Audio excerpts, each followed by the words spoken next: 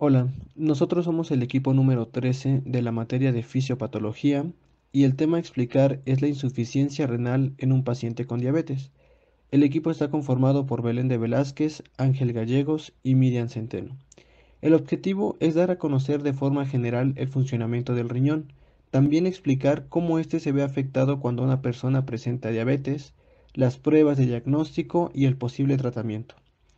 A manera de introducción, la diabetes es una enfermedad grave que se presenta cuando el cuerpo no produce cantidades de insulina o no puede usar la insulina que produce. Y existen dos tipos, diabetes de tipo 1 y la tipo 2.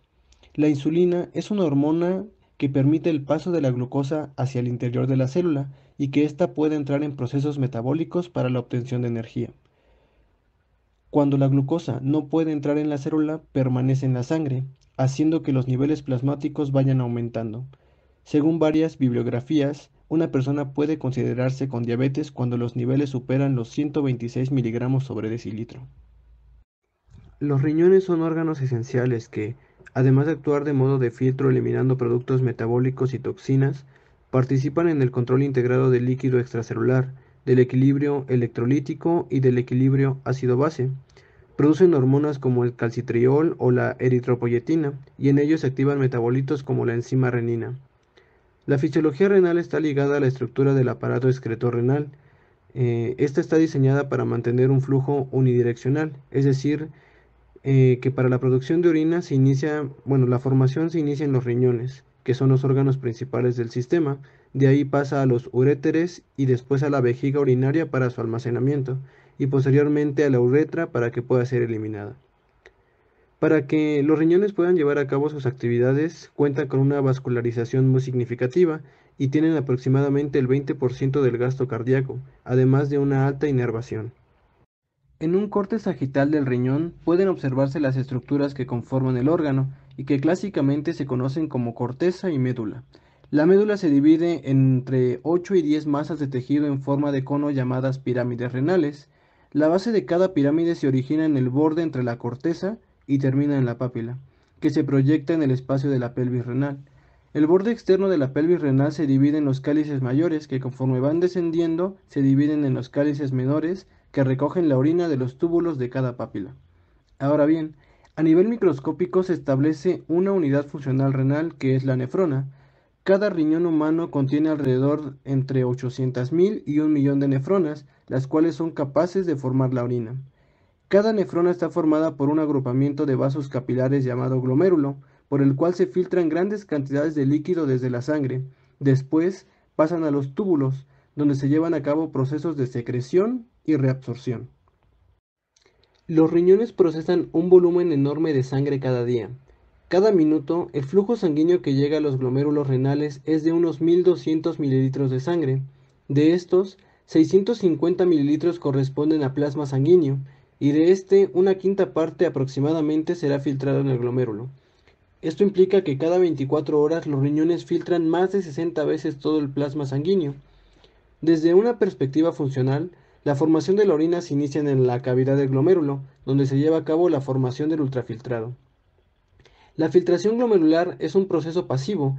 De hecho, este proceso de filtración no tiene apenas un gasto energético para el organismo, por lo que podríamos considerarlo como un proceso mecánico, en el que la presión hidrostática de la arteria aferente empuja literalmente a la sangre contra la membrana de filtración glomerular. Esta membrana es una barrera que evita el paso al túbulo renal de células y de la mayor parte de proteínas plasmáticas, generando el ya mencionado ultrafiltrado. Pues está formado principalmente por agua y elementos de pequeño tamaño circulantes en la sangre. Para poder realizar esta función, la membrana de filtración consta de un endotelio capilar fenestrado. Fenestrado quiere decir que es un endotelio con poros capilares cuyo tamaño impide el paso de células y de la mayor parte de las proteínas, además de contar con una carga, evitando así el paso de moléculas cargadas negativamente. Glucosa, aminoácidos y vitaminas son reabsorbidos casi en su totalidad en el túbulo proximal por un mecanismo de transporte activo secundario, mediante contrasporte con el sodio. Este mecanismo de transporte utiliza bombas y otras unidades de transporte específicas situadas principalmente en la membrana luminal de la célula tubular, es decir, por donde pasa. que son diferentes a las encontradas en la membrana vasolateral. Esta distribución polarizada de transportadores permite un desplazamiento transcelular neto de las sustancias. Aproximadamente se filtran 180 gramos de glucosa cada día, de los que más del 99% es reabsorbida a nivel tubular. Este proceso ocurre a diferentes niveles del túbulo, que la glucosa no puede atravesar la bicapa lipídica celular, se hace a expensas de los transportadores de membrana de sodio y glucosa, también conocidos como SGLT por sus siglas en inglés. El 90% de la glucosa se reabsorbe en el segmento contorneado del túbulo proximal y utiliza transportadores SGLT de tipo 2, mientras que el 10% restante se reabsorbe en el segmento recto, mediante transportadores SGLT de tipo 1.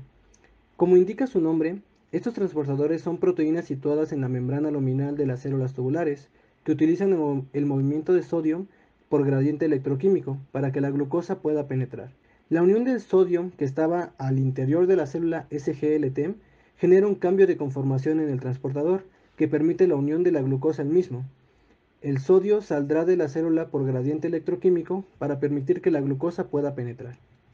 El valor máximo de transporte de glucosa es de aproximadamente 320 ml por minuto, y aunque no todas las nefronas tienen un mismo índice de saturación, se estableció un umbral de glucosa, que se sitúa en una carga tubular de 220 miligramos sobre minuto, y esto sería un equivalente a una concentración plasmática de 180 miligramos sobre decilitro, cifra a partir de la cual empiezan a observarse cantidades significativas de glucosa en orina, que las podríamos ver a partir de un examen general de orina o EGO.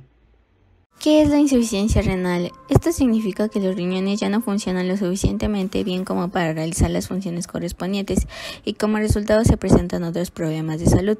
Cuando los riñones no funcionan, se acumulan desechos nocivos en el cuerpo, también puede elevarse la presión sanguínea y el cuerpo no puede retener demasiado líquido, así como no produce los suficientes glóbulos rojos. Hay diferentes etapas de la enfermedad renal. La primera de ellas se caracteriza por tener daño renal con una tasa de filtración glomerular normal. La siguiente etapa es un daño renal con leve disminución de la tasa de filtración. Así hasta la etapa 5, que es hasta llegar a la insuficiencia renal.